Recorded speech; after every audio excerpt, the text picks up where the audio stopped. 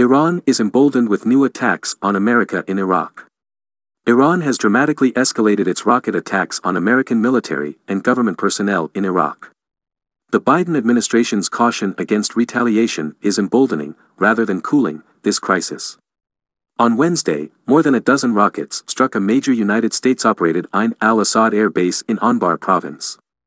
The U.S. Embassy and a U.S. government facility in Erbil were also targeted.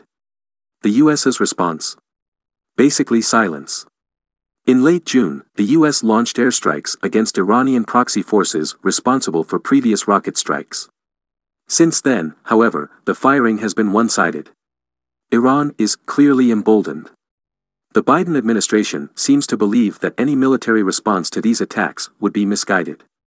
It also fears that retaliation would undermine tense negotiations with Iran toward restoring U.S. participation in the 2015 Joint Comprehensive Plan of Action nuclear accord. Both assessments are misguided.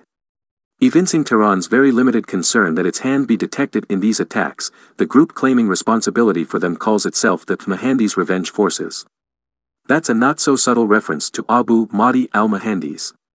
The former leader of a top Iranian proxy in Iraq, Kataib Hezbollah, Mohandes was killed in a January 2020 airstrike. The same strike eliminated Iranian Islamic Revolutionary Guard Corps General Qasem Soleimani.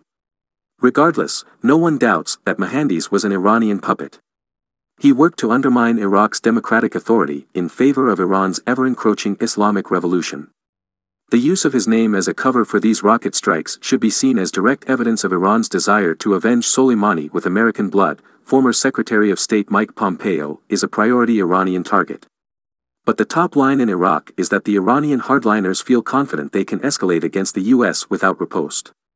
While the Revolutionary Guard hates the U.S., it recognizes that American political and economic influence in Baghdad is Iran's greatest external threat in Iraq. Actions that precipitate a U.S. withdrawal from Iraq are thus in the Revolutionary Guard's favor.